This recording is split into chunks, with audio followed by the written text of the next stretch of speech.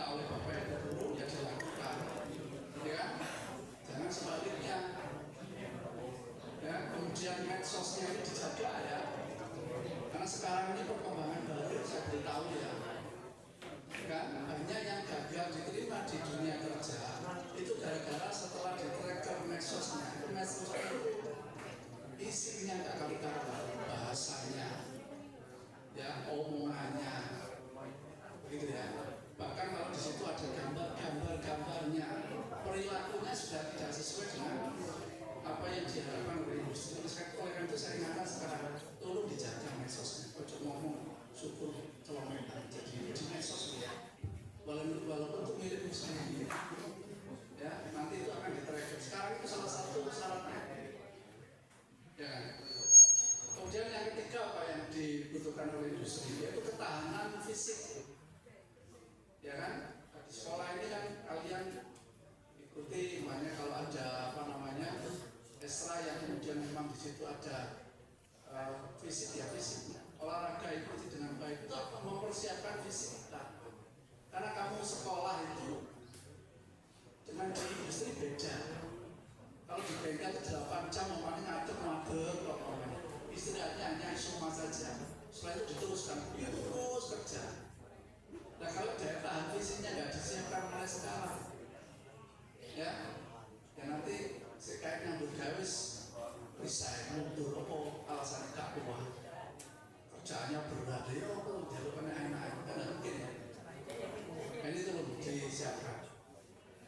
Ya kalau kemudian kamu Pak Saiful ada kegiatan olahraga yang kemudian disuruh perkuatan fisik, push up, lari, kemudian namanya ini ya pokoknya itulah yang kemudian itu memperkuat daya tahan itu berarti kita lakukan gitu ya. Kemudian persiapan yang ketiga yang berikutnya adalah persiapan apa? PD ya, apa harus bisa PD untuk berkomunikasi ya, ngomong di depan orang banyak, katanya itu Pak kalau jawab tegas ya, jangan sampai kemudian di interview ngomongin kalau ngidul gak jelas ya, atau bahkan gak bisa ngomong ya. Baik itu interview pakai bahasa Indonesia maupun bahasa Inggris ya. Guru bahasa Indonesia nanti yang mau bekali belajar PD itu berani karena untuk kebaikan, untuk berani tapi celometan gitu ya, ngomong terbaru beli lempar batu sendiri. Kalau saya sering lihat seperti itu ya, ini kamu harus belajar berani, belajar PD, ngomong ke depan orang lain ya. Yang terakhir, yang keempat, yang kelima ya, yaitu keterampilannya ya. Siapkan keterampilannya, kompetensinya sesuai dengan jurusannya masing-masing. Kan di situ ada syaratnya ya, menguasai kompetensi yang dimiliki ya. Karena itu ini semuanya disiapkan oleh sekolah ya, termasuk adalah bagian itu dalam rangka apa? Untuk apa? Untuk mempersiapkan spiritualnya ya, tidak melakukan hal-hal yang tidak benar. Ini semua dalam rangka untuk itu. Jadi saya kira itu tolong ini kerjasamanya yang baik. Jadi kalau sekolah mengarahkan ke sana, ya ini untuk demi kalian semua. Karena memang persyaratan di dunia kerja itu antara lain seperti itu persyaratannya. Suka atau tidak suka, mau atau tidak mau, kamu harus mempersiapkan. Baik itu lulus. Baik itu lulus sekolah menengah maupun di perguruan tinggi. Tapi disampaikan insya Allah nanti akan diberikan materi itu Mas Ismail alumni kita jurusan TG ya, kemudian dia melanjutkan ke perguruan tinggi, kemudian terakhir mengikuti program PPG, program guru, dan alhamdulillah sudah lulus. Beliaunya aktif pada waktu sekolah itu di OSIS ya kan, untuk kendel ngomong biasa ya, karena dia memanfaatkan organisasi sekolah dalam rangka untuk mempersiapkan apa namanya kompetensinya ya, kompetensi berkomunikasi. Karena itu banyak ilmu yang bisa memberikan tambahan wawasan mengenai kalian, utamanya di program B5. Ya, saya kira itu aja dari saya. Ya, tetap semangat, selesaikan sekolah sampai finish. Dan terakhir ya, program kita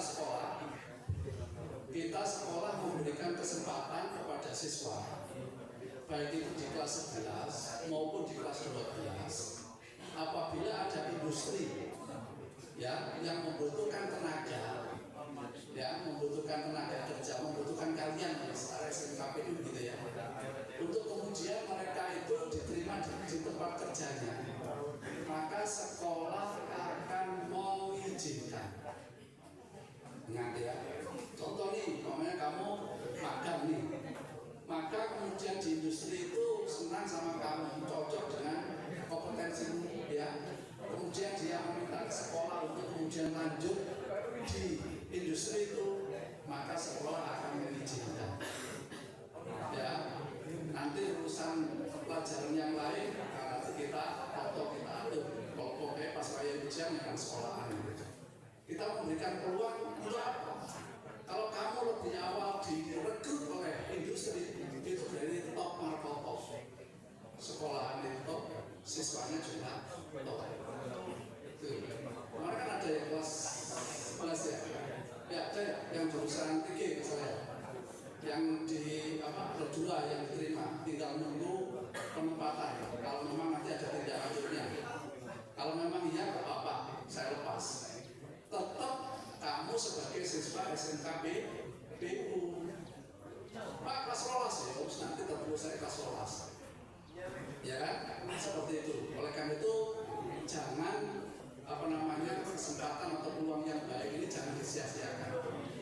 Itu ya informasi yang terbaru kepada kalian. Monggo kompetensinya disiapkan. Kompetensi itu tidak hanya didapatkan di sekolah loh ya. Kalau kamu bisa mengembangkan kompetensi di luar sekolah, monggo silakan. Mau kursus yang kalau memang bisa diterima, monggo silakan. Coba mengandalkan sekolah saja, kurang nanti. Ya, kalau ini lebih baik silakan dikembangkan. Ya, tentunya semuanya nanti komunikasi dengan koordinasi dengan sekolah. Maka sekolah mengizinkan kebetulan ini berhubungan dengan pelajaran sekolah. Kalau memang itu di sana lebih baik, ya tidak apa-apa. Nanti kita beri izin ya. Pokoknya seperti jelas dan benar ya. Saya kira itu aja pesan saya dari saya. Jadi tetap semangat belajar, siapkan diri kalian untuk nanti menghadapi dunia kerja yang berkompetisi dengan sekolah-sekolah yang lain. Ya, harapan kami kalian nanti lulus dari sini ya sukses gitu ya. Jangan sukses dulunya, tapi juga sukses lagi.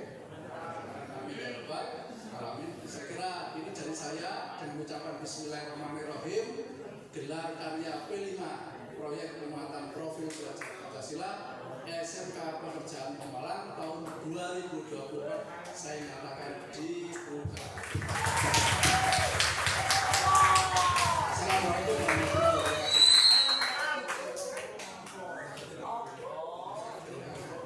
Oke, terima kasih Pak Idam atas sambutannya. Selanjutnya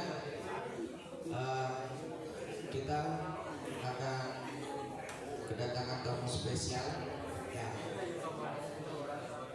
Monggo Mas Bisma, selamat datang kembali di sekolah SMK PU Malang yang tercinta.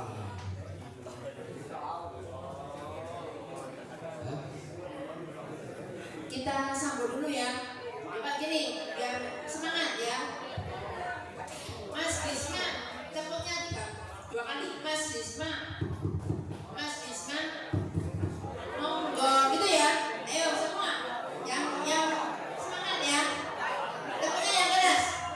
Mas Bisma, Mas Bisma, tepuknya mana tepuknya? Ayo, pakai tangan dulu. Pakai tangan dulu. Ayo, Mas Bisma, Mas Bisma, monggo. Ya komen dulu tok iki opo iki. Ayo, yang keras. Sekali lagi ya.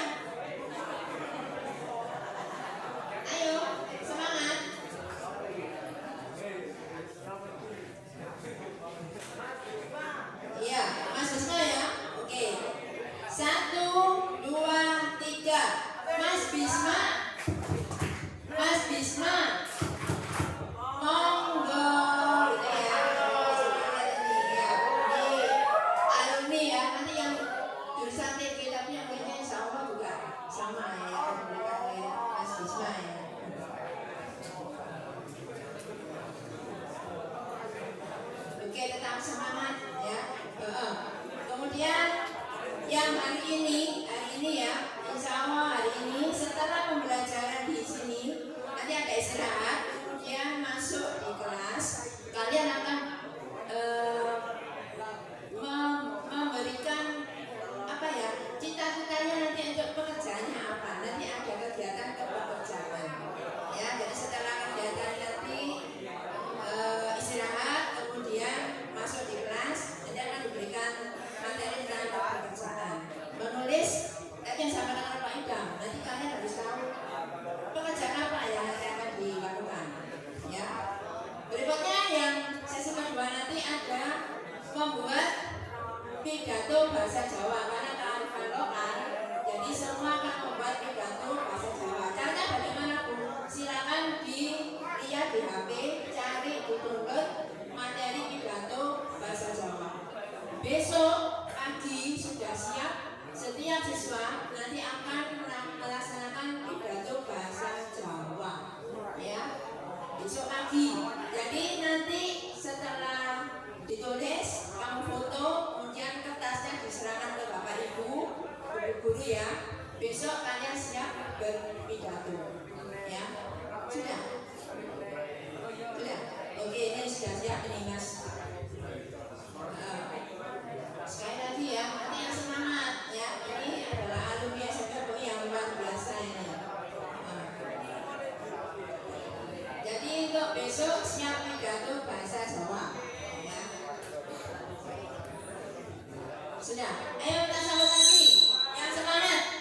Mas Bisma, Mas Bisma, monggo.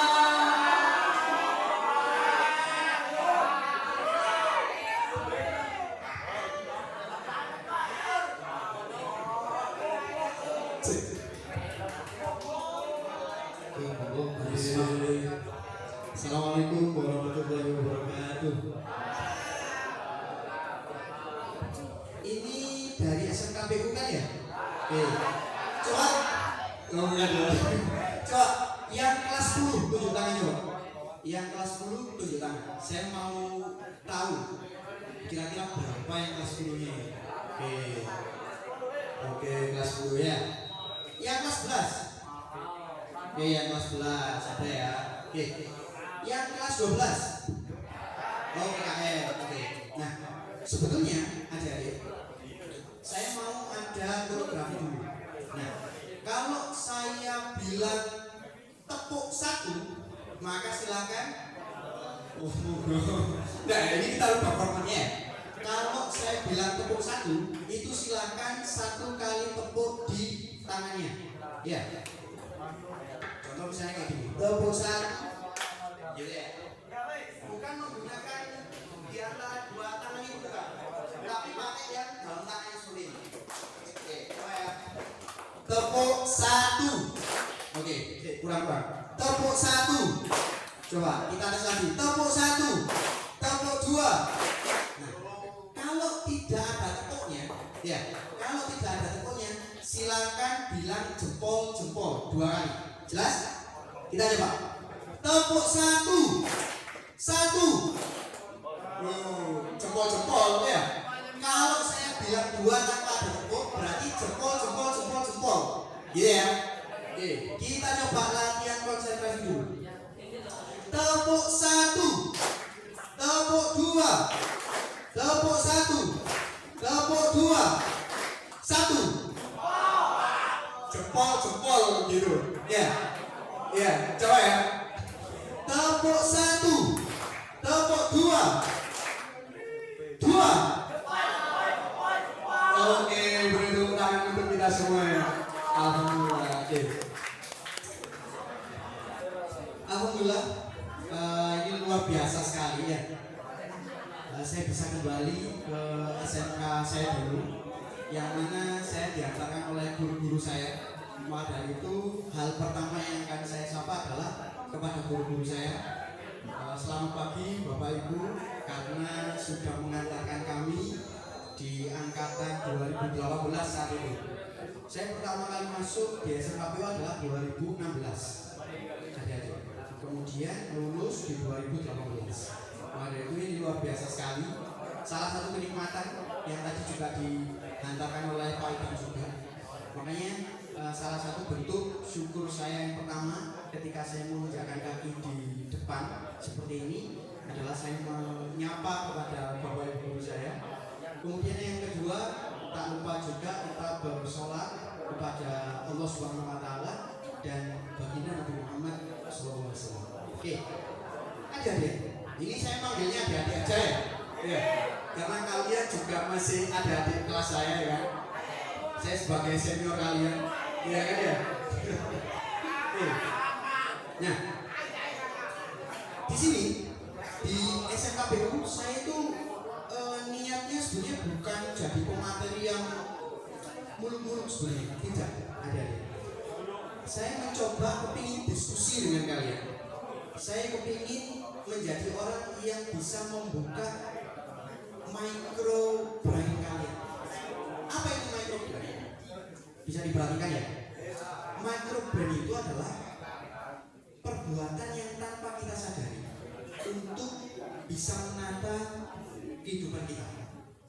Itu memang secara fungsi ada itu kurang terlihat, tapi bisa dirasakan. Nah, maka dari itu ini salah satu potensi yang luar biasa. Apalagi di sini ada itu kita pendekatannya adalah P5. P5 ini salah satu program yang bagus.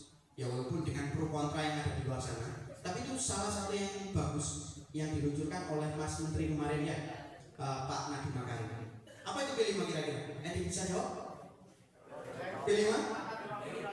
Project penguatan profil pelajar. Oke. Nah, di itu tadi P5 itu tadi ada. Kita akan coba bedah tentang salah satu dimensi yang ada di P5 tadi. Salah satunya adalah kita bisa memanajemen suatu kegiatan ke depan yang dimunculkan dengan tema adalah pemetaan kebekerjaan. Nah, nantinya saya akan mencoba diskusi dengan kalian. Apalagi ini usia berapa? Berapa ya kalian ya? 13 nggak mungkin. Masa 17 bisa kok? Iya, iya. Kalau 13 kayaknya enggak ya. Mungkin sekitar ya 17 mungkin ya. 17 18. Cuman jangan khawatir adik-adik. Kita mungkin selisih sekitar 2 tahunan kayaknya. Iya. Jadi jangan terlalu jangan terlalu sungkan. Nanti kalau misalnya kita mau berdiskusi gitu ya. Oke. Selanjutnya jadi kita akan coba masuk ke dalam salah satu materinya.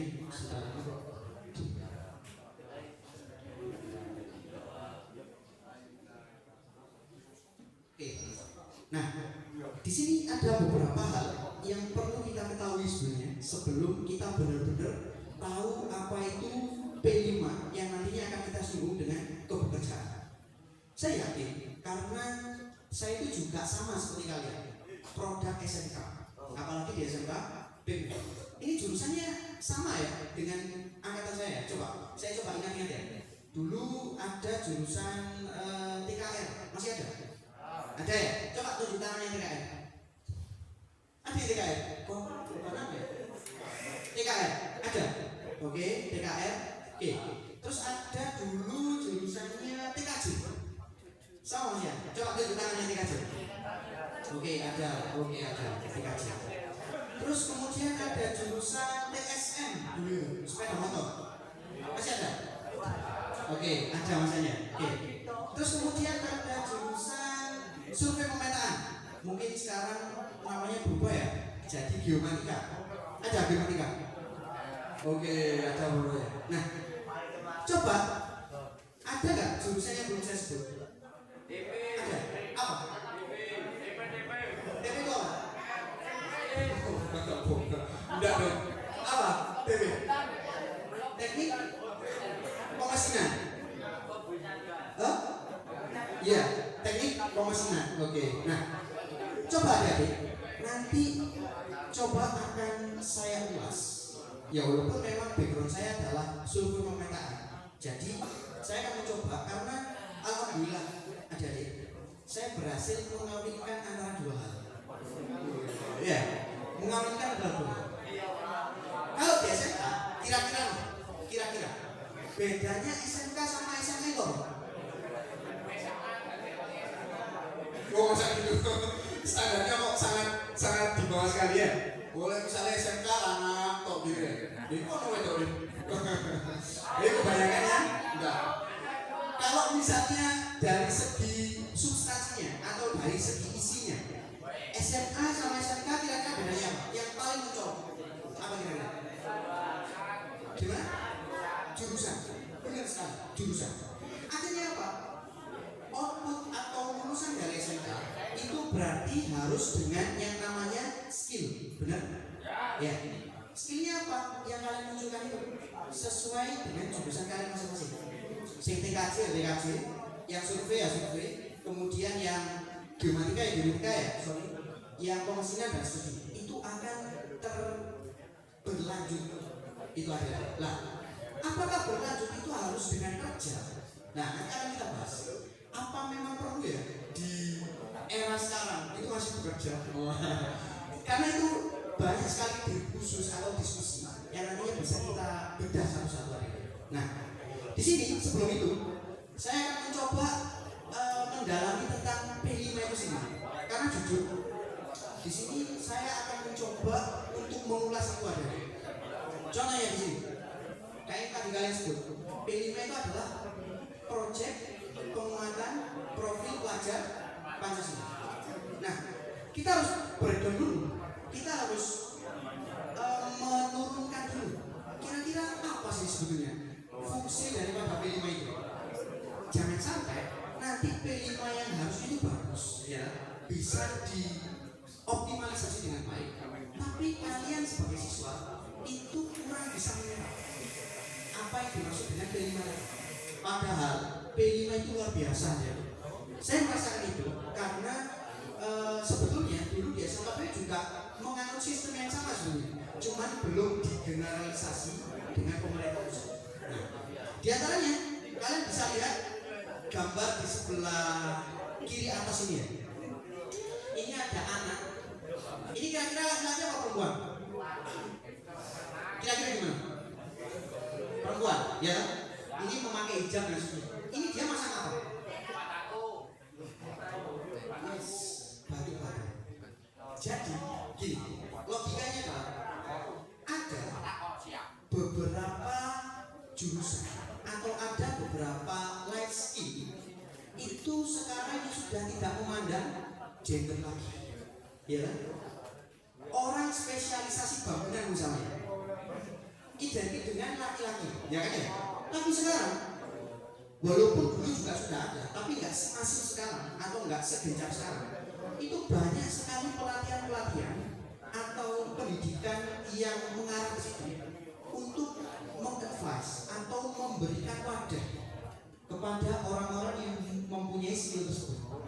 Ini nggak hanya dalam jalur keteknikan sebenarnya, tidak harus untuk membangun ini membangun itu tidak, tapi banyak kelas yang nantinya bisa kalian gunakan untuk mengupgrade skill kalian. Contoh misalnya pemesinan, itu ada program dari Astra yang dia bisa merekrut anak-anak SMK yang punya skill. Nah, dengan cara apa? Dengan P5 itu tadi. Akhirnya industri bisa menjemput bola. Apakah dulu tidak pernah dilakukan? Dulu dilakukan, tapi tidak semasif sekarang. Karena sekarang ada kita tahu bahwa nanti akan kita bahas peluang kerja itu luar biasa banyak sebenarnya, tapi terserapnya ini kecil. Nah, kemudian kita coba bergeser di sebelah kanan atas. Ini ada guru saya dari UNESA, Profesor Andam Wijaya. Beliau itu spesialisasi gempa.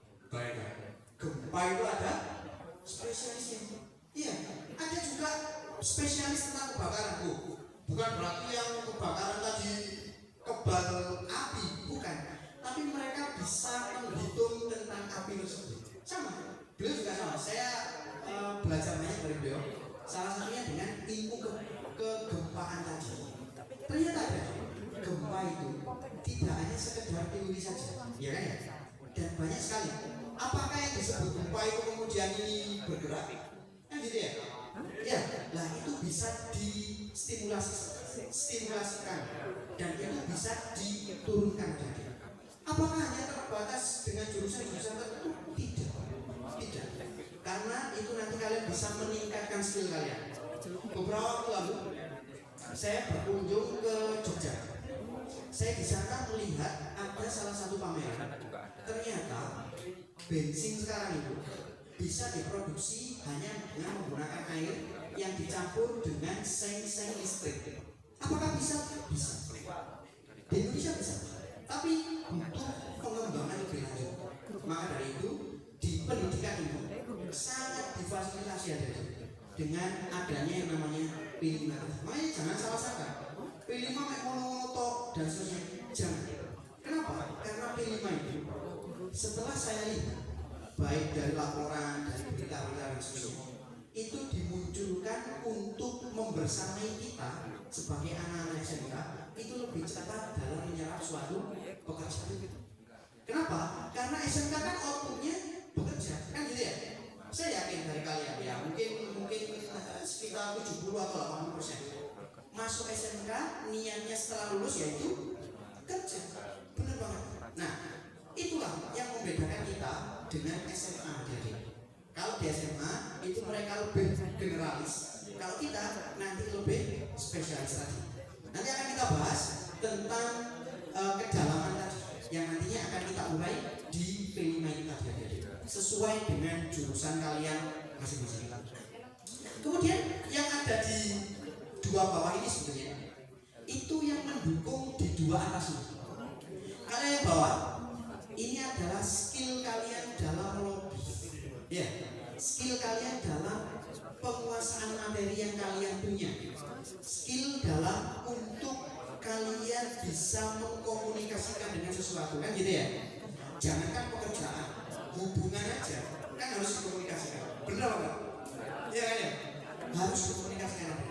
Maka dari itu kita bisa tahu bahwa pola pikir dari seseorang itu akan memacu dalam soft skillnya kalian. Jadi seperti itu. Kemudian di dalam mendalami P5 itu tadi ada kita juga akan mengetahui tentang kedalaman hal tersebut. Contohnya misalnya kita bisa memetakan rencana keberlanjutan kita tentang kebekerjaan. Nah sekarang saya tanya, apakah dari kalian itu fokus dengan jurusan kalian sendiri atau ada usaha sampingan misalnya? Coba, ada yang punya usaha sampingan misalnya? Atau mungkin bantu orang tua mengelola baik kayak misalnya jurusan TPM? Gimana? Ada apa? Iya. Gimana? Pakai apa? Atau menggunakan kegiatan apa? Coba nanti akan kita breakdown. Ada tanggapan MC. Yes. Itu salah satu side job. Ya. Master of Ceremony. Ya. Itu orang yang bisa memandu jalannya acara. Nah nanti kita akan bisa mengidentifikasi minat bakat kita sebetulnya. Kita keminatannya seperti apa? Kira-kira ada yang bisa jawab nggak? Bedanya minat dan bakat. Ada yang bisa jawab nggak kira-kira? Minat itu apa? Bakat itu apa? Ya, minat itu apa? Minat itu sesuatu yang bisa dipupuk.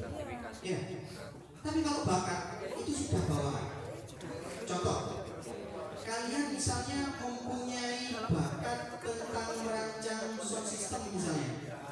Karena kami dulu pernah ada salah satu teman yang seperti itu. Dia senang merakit kabel, merakit komponen ini ke komponen ini, pakai Arduino, ya, kemudian merakit itu dan seterusnya. Yes, untuk merakit masa depan misalnya, ya. Karena ini ada yang namanya keberlanjutan pekerjaan. Nah, di minat itu tadi dia barengi dengan bakatnya. Bakatnya apa? Oh, ternyata dia dari kecil itu suka membaca. Akhirnya dia bisa membaca situasi-situasi atau bisa mengaplikasikan apa yang dia baca untuk menuju minatnya itu tadi.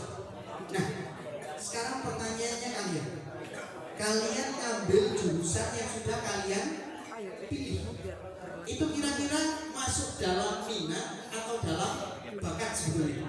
Kira-kira? Ya walaupun ada dari awal dia sudah punya bakat itu. Contoh nih misalnya tentang mesin misalnya, ya. Saya akan mencoba mendalami itu. Dia dari awal sudah suka untuk bongkar-bongkar. Saya tidak pernah meremehkan modif. Saya tidak pernah meremehkan itu. Ternyata modif itu mahal sekali, ya. Sekali modif itu sekian ratus juta bahkan. Pernah melihat prediksi nggak? Prediksi pernah melihat nggak? Yang golongannya Andre Taulani, ya. Terus kemudian ada Vincent Robis. Itu mereka pakai mobil gede dan mereka memodif itu. Dan ternyata apa? Mereka punya keminatan tersebut dan punya bakat mereka itu tadi. Ya. Tapi dengan arah yang baik tentunya. Nah, maka dari itu ada kita bisa mengkombinasikan itu dengan cara menggali keminatan kita atau mengidentifikasinya. Kemudian yang kedua, bisa mengembangkan bakat kita itu dengan salah satunya mengambil sesuai apa yang bisa kita nikmati atau sesuai dengan passion kita. Kemudian yang selanjutnya, kita juga harus bisa merencanakan karir seperti apa. Karena gini ada, secara statistik yang saya lihat kemarin di BPS, Badan Pusat Statistik, itu ternyata lulusan SMK itu banyak sekali, tapi kurang bisa terserap oleh industri ada. Itu kira-kira sebabnya adalah selama mereka memupuk minat bakat itu artinya kurang, keminatannya rendah, bakatnya tidak ada. Nah itu yang menjadi problem kita sebenarnya. Maka dari itu saya seusia kalian itu sangat merasakan betul. Apalagi kami dulu ketika PSD di luar daerah, jauh dari orang tua, kemudian jauh dari sang saudara. Maka dari itu kita jiwanya adalah jiwa teknik, ya kan ya? Jiwa teknik, jiwanya cinta. Maka dari itu kita bisa mengidentifikasi minat bakat itu dengan lebih baik. Harapannya apa? Kita bisa memetakan apa yang nantinya akan kita lakukan di kemudian hari. Kemudian peluangnya ada. Yang tadi sempat disinggung oleh kepala sekolah kita, baik. Era ini adalah era digitalisasi. Tentunya banyak sekali hal yang bisa kita ubah. Beberapa waktu kemarin kami ada salah satu kerjasama dengan Jember, Universitas Negeri Jember. Di sana ada itu mereka mengembangkan tentang artificial intelligence atau kecerdasan buatan. Nah, di situ mereka mampu untuk mengkombinasikan itu baik dari minat kalian dan bakat kalian. Sekarang ada yang nggak punya TikTok atau ada yang nggak punya Shopee misalnya. Oh banyak ya, guys, TikTok, ya, Instagram. Nah, di situ dari itu aja, TikTok, Instagram, kemudian ada YouTube, ya, kemudian ada Shopee, kemudian ada Lazada dan seterusnya. Itu bisa membuka peluang kita tanpa harus menguasai disiplin ilmu yang ada. Contoh nih, pernah dengar nggak program affiliate misalnya? Ada yang pernah dengar? Affiliate. Affiliate itu luar biasa. Mereka hanya main link yang nantinya bisa disambungkan dengan suatu dashboard gitu ya, suatu website yang nantinya bisa dikembangkan dengan itu. Dan ternyata affiliate itu ada bisa menciptakan peluang kerja. Nah kemarin saya dengan salah satu teman yang di departemen teknik fisika yang ada di Universitas Negeri Jember itu melakukan hal yang sama. Jadi kami membangun suatu affiliate yang nantinya bisa digunakan untuk program ke depan sebagai penataan peluang kerja. Jadi seperti itu ada. spektrum yang ada atau scope yang ada itu tidak hanya menjanjikan di jurusan yang kita lakukan, tapi juga bisa berpotensi untuk dioperasikan ke jurusan yang lain atau di bidang yang lain. Nah, maka dari itu ini sangat penting untuk memetakan kita setelah lulus kita mau menjadi apa, kita mau ngapain, dan yang paling penting adalah seproduktif apa kita dalam melakukan hal tersebut. Jadi seperti itu. Nah, selanjutnya jadi kita akan membahas tentang statistik yang sudah tadi saya ungkapkan di awal. Ini tantangan kita sebenarnya. Kalau misalnya kita lihat kondisi ketenaga kerjaan yang ada di Jawa, kita lihat semakin tahun artinya semakin menurun. Itu artinya apa? Cara menyerap dari pihak industri itu masih kurang. Sebabnya apa? Salah satunya tadi kita peminatan kurang, bakatnya belum jelas. Nah, kalau kita lihat di sini, ini ada TPT, yaitu tingkat pengangguran terbuka. Nah, kita bisa bayangkan, sebenarnya ada ironis dulu. SMK, tapi ternyata setelah dicek itu tidak terserap dengan baik. Akhirnya apa? Akhirnya ini menciptakan nilai pengangguran yang tinggi. Padahal ada kalau misalnya kita mau serius dengan jurusan kita masing-masing, kita mau serius, kita mau tingkatkan skill, mohon maaf ya, sekarang itu sudah menuju 5.0 society, 5.0. Bayangkan, zaman saya SMK dulu masih 3.0, menuju ke 4.0. Sekarang zamannya sudah 5.0. Dan kita harus tahu bahwa saingan kita itu nggak hanya di SMK kita saja, SMK seluruh Indonesia itu menjadi saingan kita, terutama yang ada di Jawa Timur. Saya bisa mengklaim yang ada di Jawa Timur yang jurusan survei pemetaan itu hanya sedikit.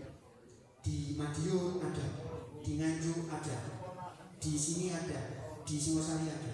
Mungkin persaingan hanya itu aja.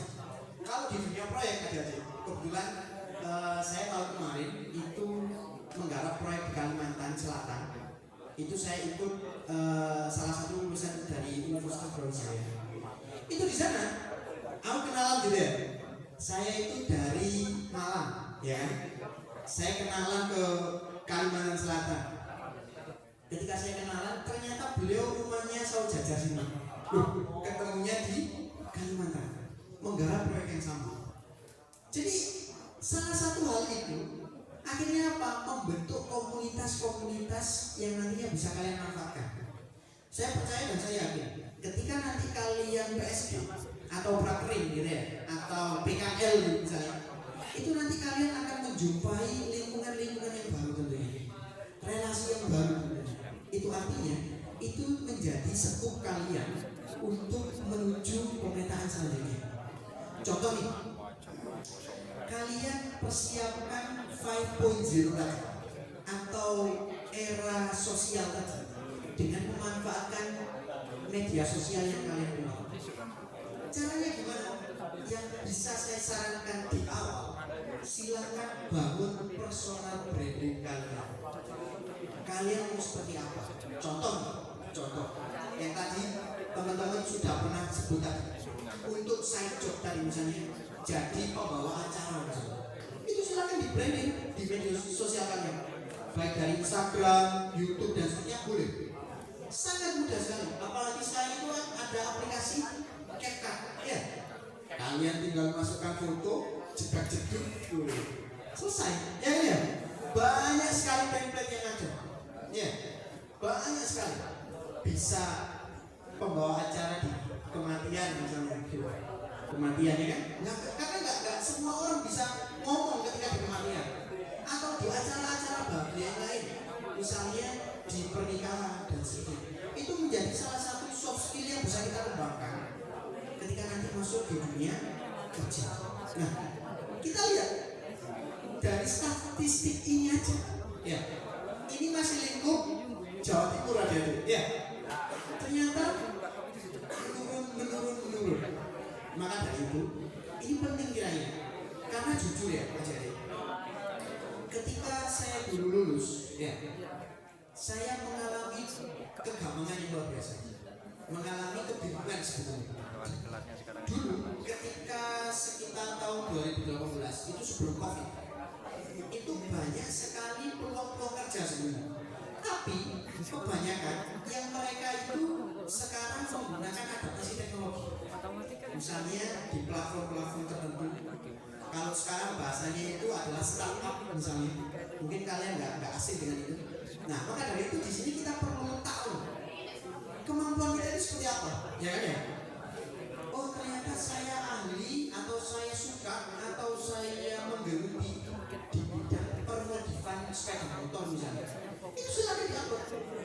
Ada salah satu orang di sini yang kebetulan dulu juga pengurus OSIS. Itu mereka sekarang menggeluti di bidang modif-modif tersebut. Sekali modif itu nanti sekian, komponennya sekian dan seterusnya. Ada yang buka jasa desain, ada yang buka jasa editor dan seterusnya. Itu sama. Maka dari itu kita harus kenali potensi diri kita sebelum melangkah kepada statistik yang ini. Bayangkan 6,81% yang nantinya hanya diserap di industri yang ada. Dan ini penting. Kita harus benar-benar tahu kualitas diri kita itu seperti apa. Kemudian dari kita juga akan mereview apa yang ada di depan sini juga. Nah, sebetulnya diagram persimpangan ini saya terinspirasi dengan kegiatan saya ketika di Kalimantan. Ini ada B, ini ada F, ini ada O. Yang sering saya sebut sebagai BMW. Misalnya, kalian setelah lulus atau apapun sebetulnya, nggak hanya di dunia pendidikan sebetulnya. Ketika kalian menjumpai suatu masalah, apa yang pertama kali kalian lakukan? Besok. Terus mungkin ada nggak yang lain misalnya? Nangis. Terus? Oh jangan dong kalau itu. Apa? Budget misalnya. Sholat. Oke. Terus? Kenapa? Kenapa? Ketika kita melakukan hal itu bisa membuat diri kita tenang, ya kan ya? Tapi kalau saya jadi, ketika melakukan atau menjumpai suatu hal yang mendesak begitu ya, saya akan mensugesti diri saya untuk fokus pada hal satu dulu, baru nanti bisa diselesaikan yang lain. Makanya BMW ini sangat penting harus disadari oleh kalian sebagai SMK. Karena tiket kita dua, kita bisa bekerja untuk proyek misalnya atau ke pekerjaan yang lain, atau yang kedua kita bisa melanjutkan pendidikan.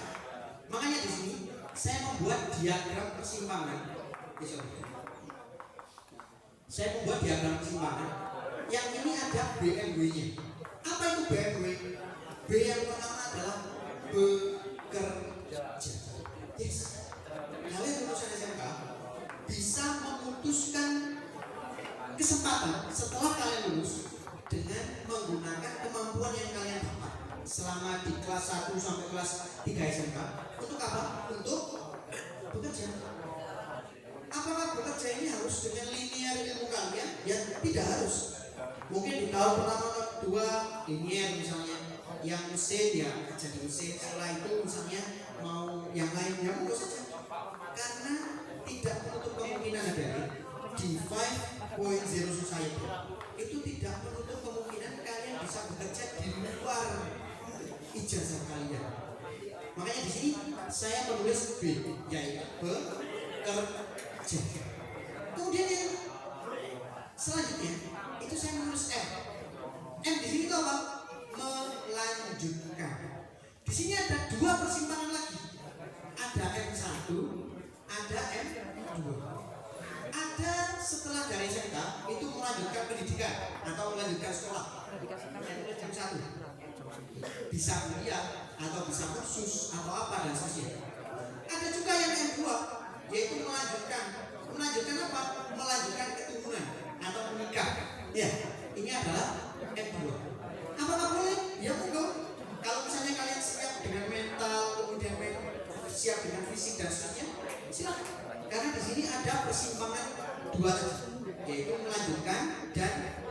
melanjutkan keturunan maksudnya, atau melanjutkan pendidikan, bisa kuliah dan seterusnya.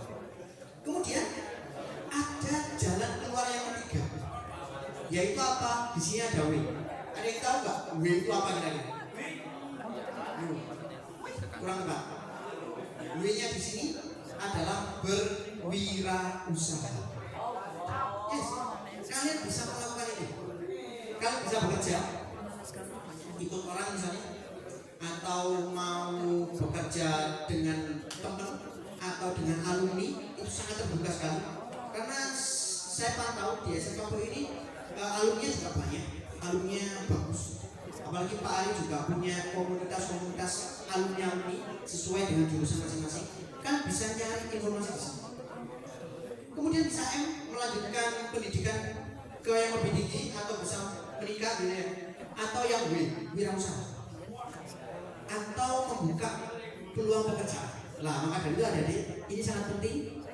Maka dari itu kita harus tahu tipe diri kita seperti apa. Yang tadi sempat saya singgung, generalis atau spesialis. Generalis, kita bisa banyak hal, tapi yang kita kuasai sedikit.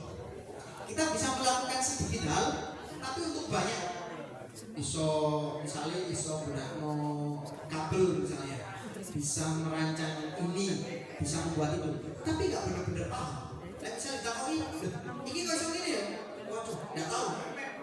Saya lihat YouTube-nya seperti itu, misalnya seperti itu. Ya, maka dari itu, ini kita kenali diri kita. Atau kalian bisa memilih tentang spesialis. Contoh misalnya yang TG. Saya masih ingat dulu gimana cara menghitung beda tinggi antara titik A dengan titik B misalnya. Itu kalau nggak orang yang mengambil spesialis atau bukan orang yang mengambil survei pemetaan ya nggak bisa mengerjakan. Kenapa? Karena itulah yang disebut dengan orang yang spesialis. Kita menguasai satu atau sedikit hal, tapi mendalam. Nah, jadi seperti itu ada. Kemudian, ini yang mungkin saya akan bahas juga ke kalian, adanya tantangan global. Ya, di sini saya mencantumkan AI dan Bitcoin. Mungkin dari kalian kalau misalnya mengikuti dengan itu akan paham dengan ini. Artificial intelligence atau kecerdasan buatan. Kemudian ini juga ada Bitcoin, yang mana Bitcoin itu terhimpun pada cryptocurrency, ya, nilai mata uang digital. Maka dari itu ada aset sekarang itu ya, tidak hanya seperti properti yang nyata, rumah, lahan dan sebagainya, tapi kita bisa save keuangan kita dengan menggunakan cryptocurrency tadi. Karena kita sudah masuk ke era 5.0. Nah, maka dari itu ada deh. Ini penting saya utarakan karena tantangan global ke depan itu tidak hanya sebatas awal kalian main media sosial, tidak hanya seperti itu, tapi lebih daripada itu ada deh. Kita bisa mengupgrade apa yang kita punya, kita bisa menentukan apa yang kita mau hanya lewat menggunakan mobile phone yang sering kita gunakan setiap hari. Nah, maka dari itu adik-adik, ini penting yang mana nanti di tantangan global itu bisa terserap dengan baik dan kalian tidak repot-repot, tidak bingung ketika menjumpai suatu persoalan yang nantinya kalian hadapi ke depan. Jadi seperti itu.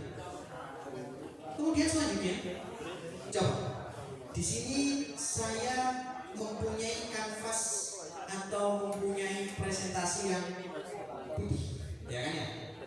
Ini kita mencoba mengorat-oret. Tahu nggak orat-oret itu? Coret-coret, ya. Bukan orat-oret ya. Kalau orat-oret itu merusak sesuatu yang sudah tertata gitu. Kita mencoba mengorat-oret apa isi pikiran kita. Ya, contoh misalnya gini, ada ini.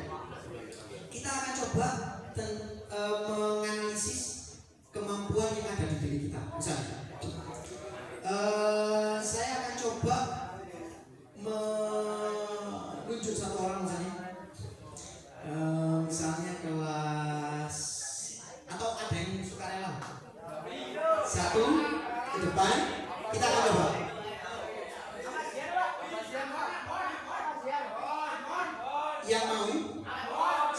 sebentar, yang mau dapat spesial dari saya.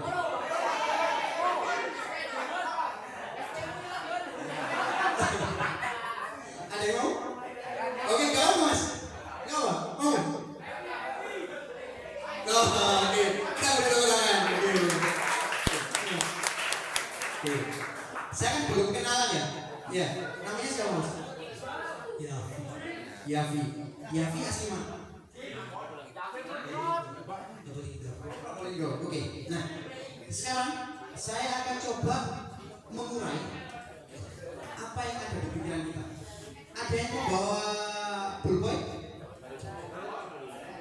Ada yang bawa pulpen? Oke, saya pinjam ya. Oke, coba Mas Yavi. Oke, coba. Ini saya ada satu orang sukarelawan yaitu Mas Yavi. Saya akan coba menunjukkan gimana cara agar kita bisa tahu potensi diri kita. Gini, perhatikan ini ya. Kita akan bisa tahu santai aja. Oh iya, sebentar. Mas Yavi dari jurusan apa? Geomatika. Oke. Geomatika. Oke. Kelas berapa Mas Yavi? Kelas 11. Oke. Kelas 11 berarti tahun depan mau prakril. Mau prakril di Malang atau di luar Malang? Di luar Malang. Mau kemana? Hah? Di mana? Oh, di Jakarta. Oke. Oh, di Jakarta. Oke. Coba kita analisis sebentar. Gini. Ya. Coba lihat sini. Cara mikirnya itu seperti ini ada.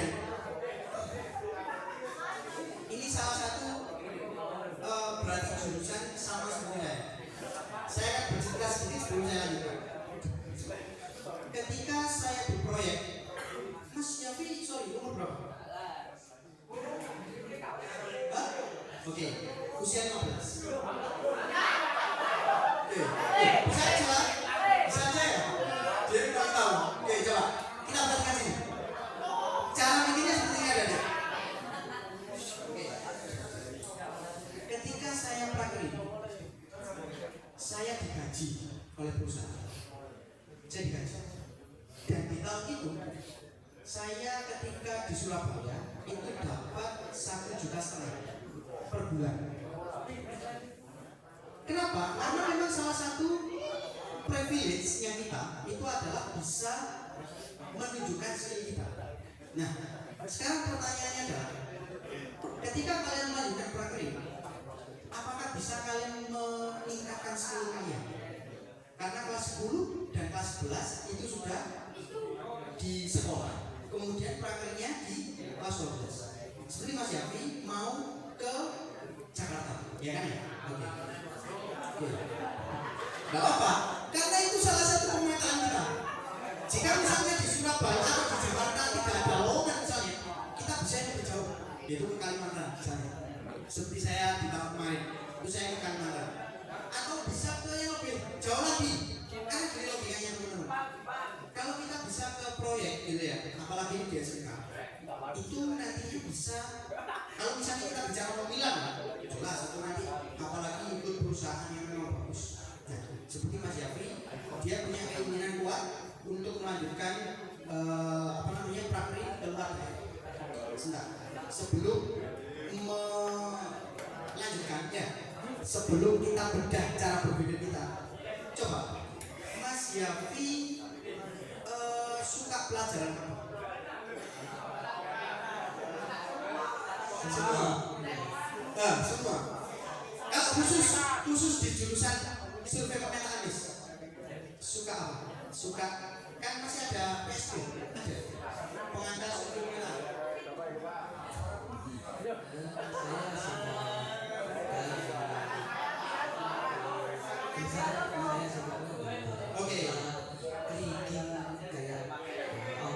Oke, siap.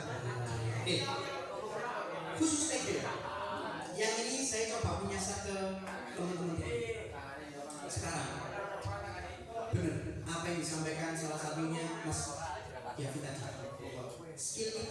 Ya, kayak tadi disebut AutoCAD. Di pemesinan ada nggak AutoCAD? Kemudian di TSM ada nggak AutoCAD? AutoCAD aplikasi untuk menggambar secara virtual. Nah, mungkin di pemesinan yang saya tahu juga ada. Nah, di situ kita bisa kembangkan skill kita di situ. Apalagi sekarang luar biasa. Ada yang namanya shortcut gitu ya yang ada di AutoCAD. Nah, apalagi yang tadi Mas Yafi sampaikan, dia ada kecenderungan peminatan dalam penggambaran. Itu bagus sekali. Karena nanti apa yang dilakukan Mas Yafi itu dia bisa dengan enak untuk memilih suatu hal yang dia tahu atau yang dia mau planning. Nah, sekarang Mas Yafi, saya akan coba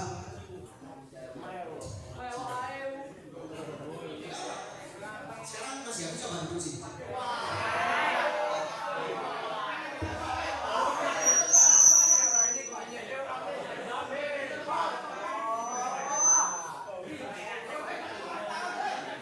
Coba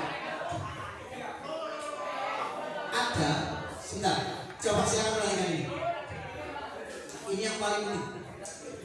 Saya akan menunjukkan ke kalian gimana dahsyatnya, oke, dahsyatnya cara kita dalam berpikir, dalam menentukan sesuatu.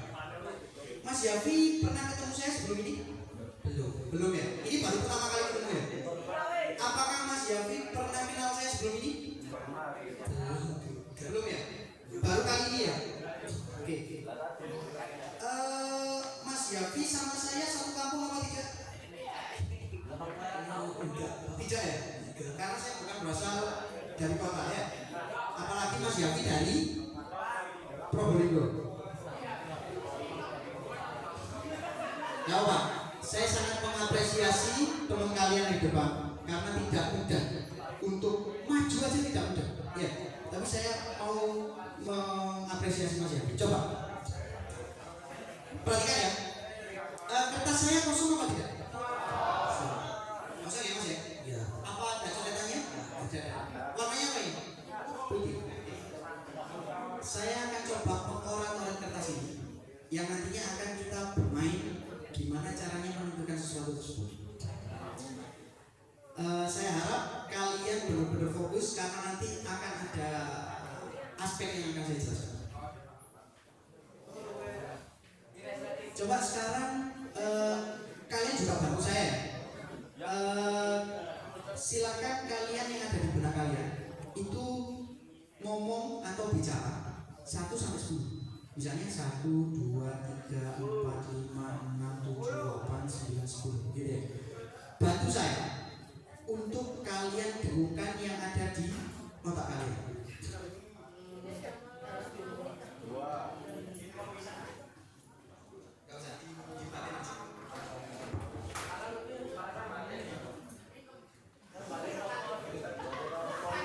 Mas Yafi sudah punya pacar apa belum? Punya Pak.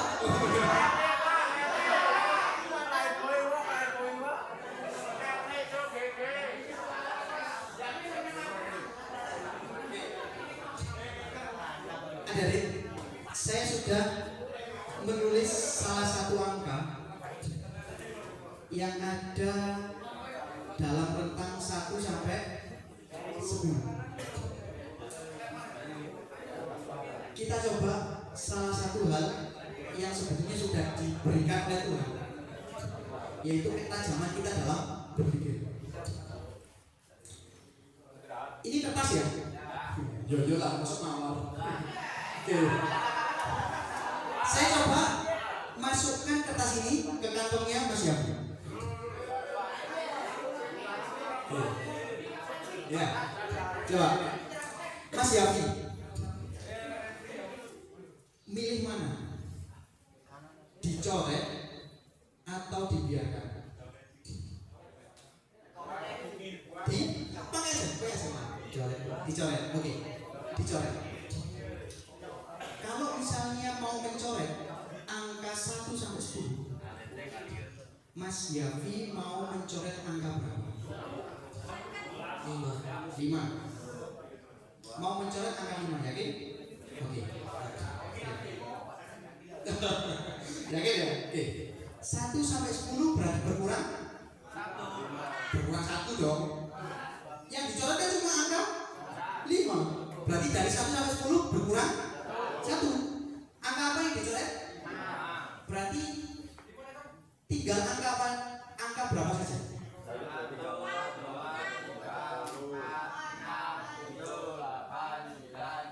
Oke. Berarti 1 sampai 10 kecuali angka 5. Oke. Sekarang Mas Yafi, jika mau milih angka 1 sampai 10 selain dari angka 5 tadi yang karena sudah dicoret, milih angka berapa saja? 1, 2, 3, 4. Oke. Berarti 6, 7, 8, 9, 10 tidak dipilih. Oke. Perhatikan sini. Mas Yafi milih 1, 2, 3, 4. Kira-kira kenapa Mas Yafi? Kenapa kok pilih angka itu?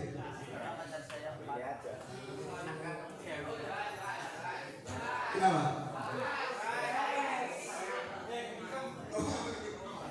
Gak apa? Gini. Awalnya memang malu, tapi lama-lama mau. Iya. Mas Yafi milih 1, 2, 3, 4. Oke. Mas Yafi, masih ingat perintah apa yang saya lakukan pertama ketika Mas Yafi duduk di sini ketika saya setelah menulis angka tadi? Apa? Membiarkan apa mencoret? Mencoret. 1, 2, 3, 4. Mas Yafi mau mencoret angka berapa?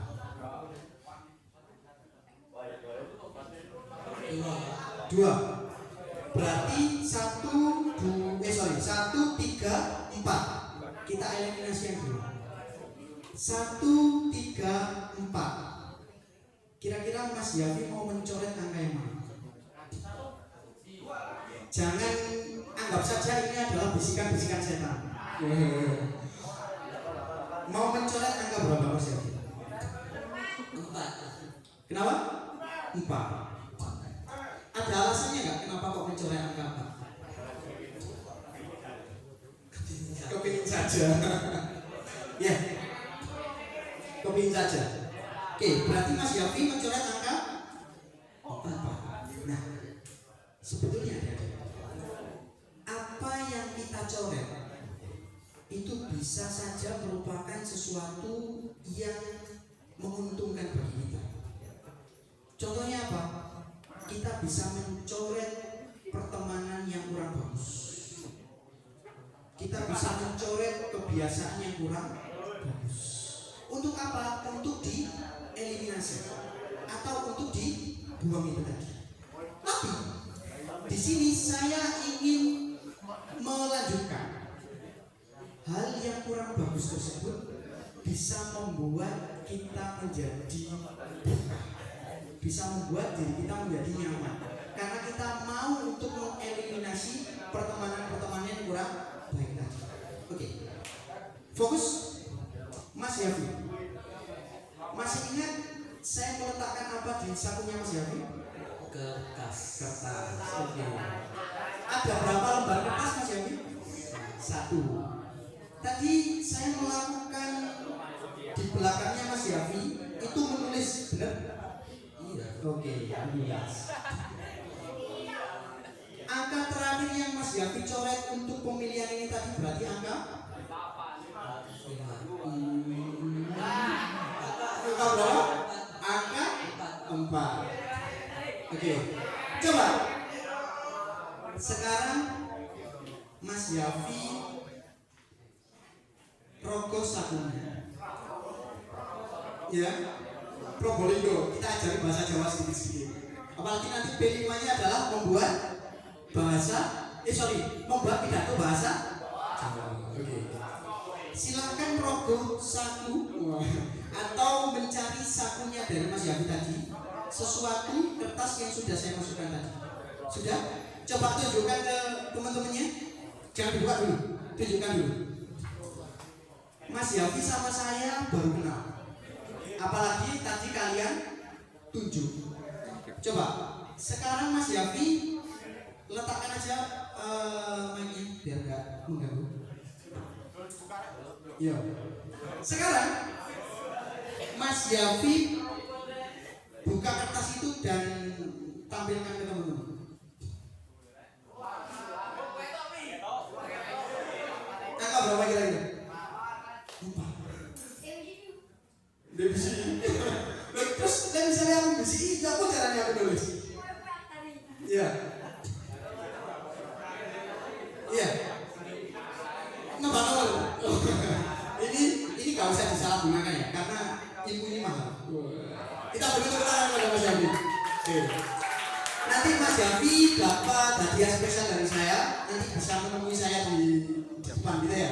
Terima kasih Mas Yafi sudah dibantu. Oke. Yes.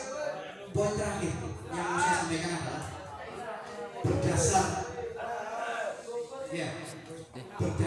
apa yang sudah kita lakukan dengan Mas Yafi, itu kita bisa merubah sesuatu yang tadinya kurang bagus. Saya bukan dukun, saya bukan peramal, saya bukan sakti, ya tidak. Tapi saya menggunakan intuisi. Saya nggak pernah kenal Mas Yafi, saya nggak pernah ketemu sama Mas Yafi, baru kenalan, baru ketemu. Tapi saya bisa menebak apa yang ada di pikirannya Mas Yafi untuk mengorat-orat tadi. Nah, yang paling penting adik-adik, kita bisa melakukan apa yang kita lakukan tadi. Itu dengan cara seperti halnya banner buku. Kata-kata hari ini kan, ya. Banner buku sebagai penutup kita materi kali ini. Kapal yang baik, ya, kapal yang baik itu bukanlah tidak pernah karam. Kapal yang baik bukanlah kapal yang tidak pernah tenggelam atau kapal karam, ya. Tapi kapal yang baik adalah kapal yang mampu bangkit setiap kali dipas oleh ganasnya ombak di laut. Itu kata-kata yang bagus untuk menggambarkan diri kita sekarang, karena persaingannya luar biasa, persaingannya juga ketat. Maka dari itu kita bisa menata kebekerjaan yang nantinya bisa kita pilih, seperti halnya Mas Yafi memilih angka 1 sampai 4 yang akhirnya dia pilih angka 4 tadi. Mungkin itu dari saya yang bisa saya sampaikan. Nanti bisa, ini ada sesi tanya jawab Pak Ibu. Ya, setelah itu istirahat. Mungkin satu penanya juga nanti akan saya kasih hadiah. Ini Mas Yafi sama satu penanya, boleh? Oke, kita akan diskusi. Silakan bertanya satu. Mungkin selain Mas Yafi. Oke, silakan yang bertanya. Berani? Yang cewek. Oh, selama bisa saya jawab, saya jawab. Kalau nggak bisa saya jawab, nanti akan saya jawab di Instagram saya. Ayo bisa dulu. Perkenalkan dulu, jurusannya usianya berapa? Perkenalkan, nama saya Hafiz. Saya dari TKJ. Iya. Coba. Saya izin bertanya, bagaimana kita sebagai siswa agar P5 di sekolah ini berkembang? Mas Anfarel. Farel. Mas Farel. Oke. Gimana cara P5 kita bisa berkembang di sekolah ini? Mas Farel usia berapa ya? Kalau boleh tahu. 16. Oke, saya akan mencoba bercerita tentang saya seusia Mas Farel dulu untuk mengembangkan P5. Kita bisa buat kerjasama dia. Mas Farel OSIS. Iya. Oke, ini sedikit mungkin saya tularkan kepada Mas Farel. Saya dulu ketua OSIS di SMKPU. Ketua OSIS juga, oh alhamdulillah. Ya, ketua OSIS, Mas. Saya dulu pernah mengadakan, tapi dulu nggak ada P5 ya Bu ya. Jadi saya akan cerita hal itu, tapi nanti akan saya kembalikan ke P5. Saya dulu pernah mengadakan lomba terampil penggalang, lomba pramuka Semarang Raya. Audiensinya adalah adik-adik SMP.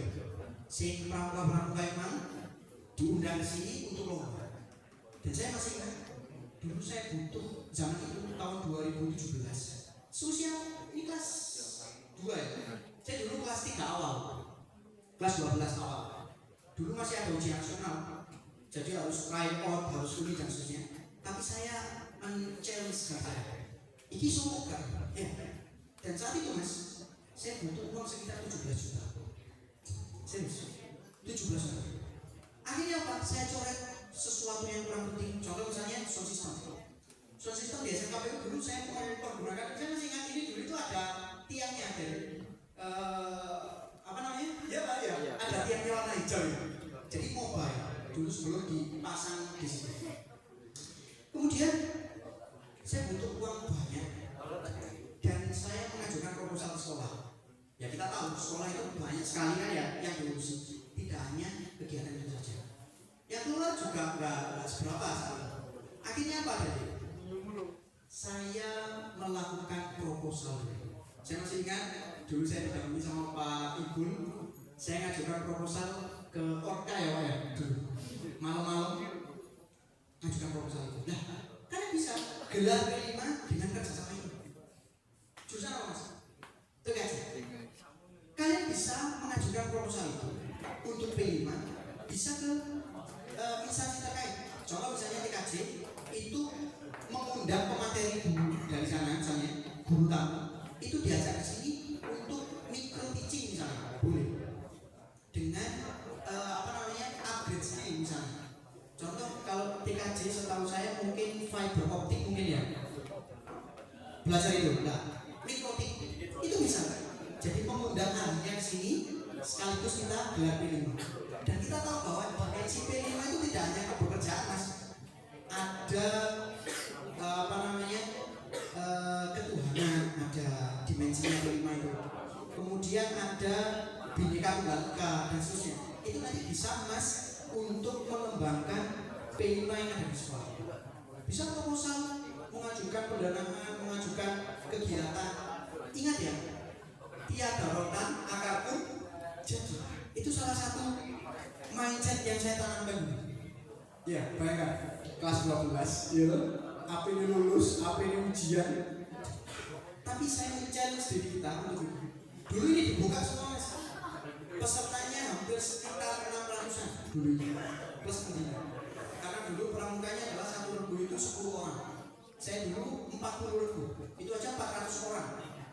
Undang di SMKPU. Agar apa? Agar mereka kenal. Ini dari kalian misalnya yang di luar kota Malang misalnya, coba tunjukkan. Mungkin daerah kabupaten, daerah Mas.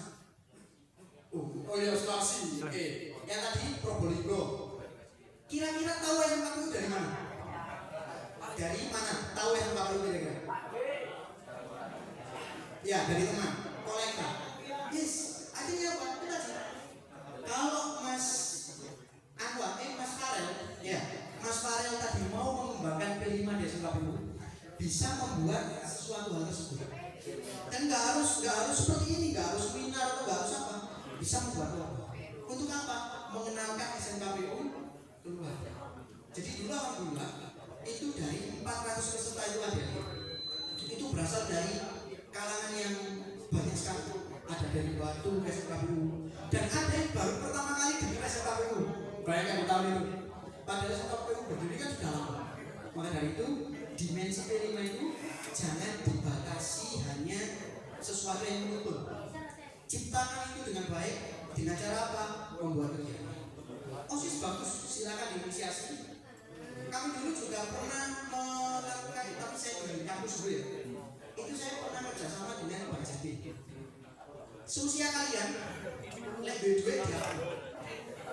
Foya-foya ya, ngopi gitu ya. Yes. Tapi ada kami dari Guru Pak Jati itu mereka memberikan pelatihan gimana seusia kalian untuk memanage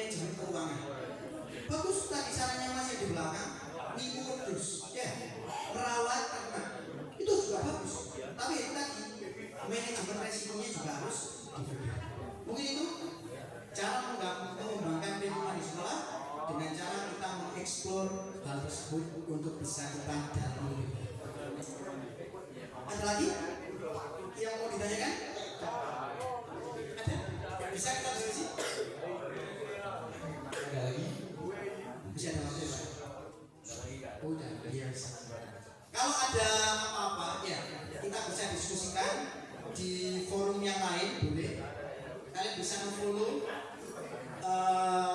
Bisma Biansa tadi juga. Ada di Instagram dan ada di Akses Bis. Saya bermohon pada Allah apa yang kami sampaikan di sini menjadi label yang baik untuk saya dan kalian semua. Dan kedatangan saya di sini bukan menceramai kalian, tapi saya hanya berdiskusi karena saya ditonton oleh guru saya. Jadi mungkin itu yang bisa saya sampaikan. Ada kurang lebihnya saya mohon maaf. Nanti bisa kita sambung di kesempatan berikutnya. Wabillahi taufiq wal hidayah. Assalamualaikum warahmatullahi wabarakatuh.